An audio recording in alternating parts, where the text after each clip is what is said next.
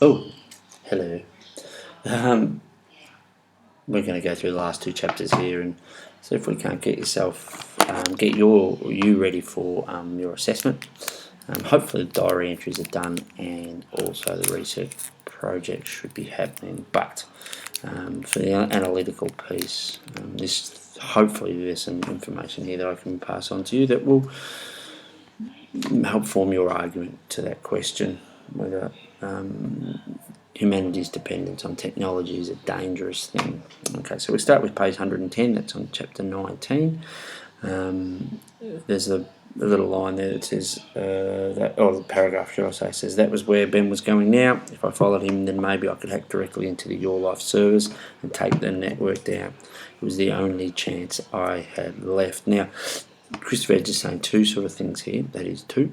I think the first one is that despite all our best wishes and that as parents and teachers and whatnot, sometimes the only way to get people off, not just kids, but people off technology might be to do away with it.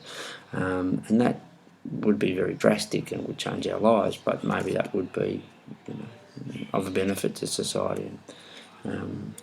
The other thing he's suggesting in this chapter and in the end of the book is that maybe technology, even though it is potentially the villain, it could also potentially be the hero, and we see that in a little while. There's more reference to the mindlessness of people who depend on technology, and we can see that on page 111 with the quote, "That was all I needed to take the Your Life zombies crowding into the corridor offline." So he's talking again that reference of them being zombies. A little bit further down, once he uses his whatever he did, he used his battery and shut them all down or something. I don't quite understand what he did, I must admit. I'm a bit old, but it says there, kicking open the gate, I dropped down into the corridor, staggered a little as I landed. As a dozen dead-eyed stares swiveled towards me, I jabbed my finger against the pull button. My mobile buzzed, and then all along the corridor the office workers fell like dominoes to the floor. Their connection to Your Life network had been switched off.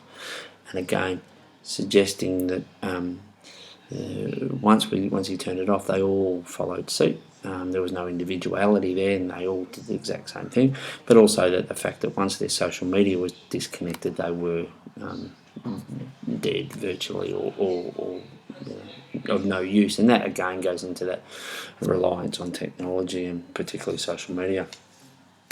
Don't know quite what that one was all about, but we'll move on. We go through the chapter a little bit more, get back to page 114, and it says there,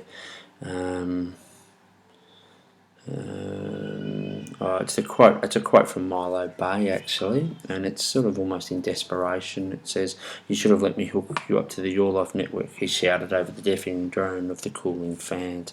And then this is the real kicker. It says, "Life is so much easier if you just follow my orders. No need to think for yourself.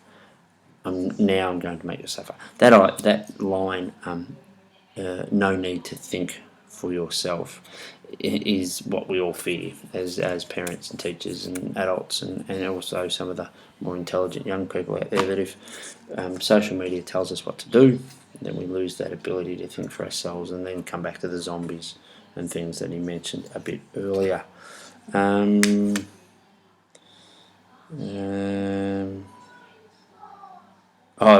did also highlight the Milo Bay. No, it's not Milo Bay. It was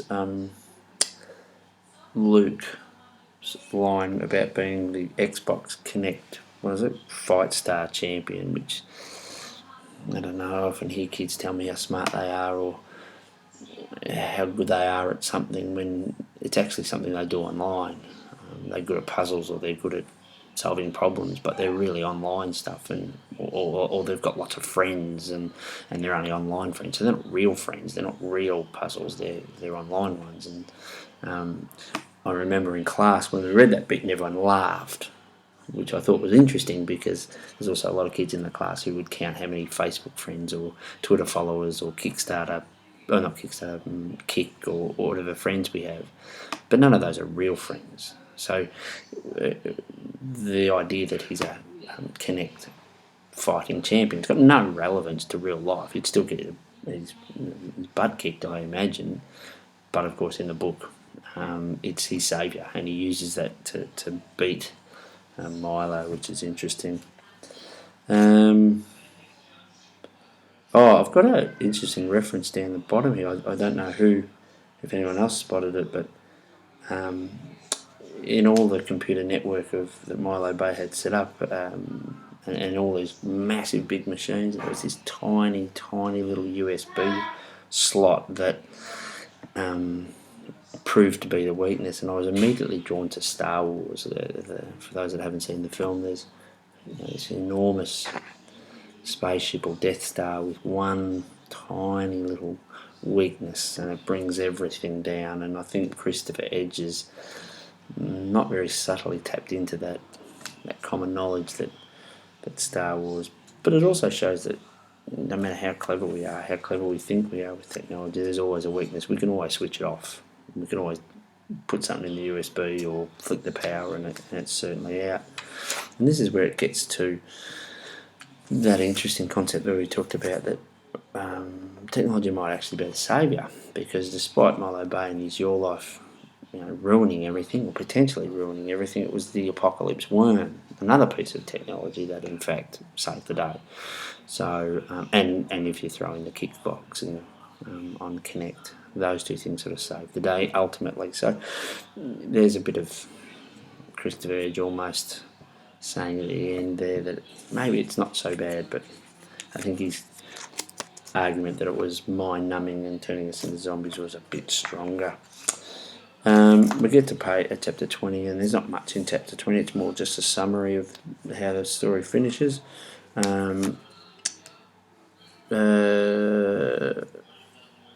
found it interesting that Milo Bay was never going to be allowed new technology again. How on earth would that be possible in 2015? But it was interesting, particularly someone that's been so much around it.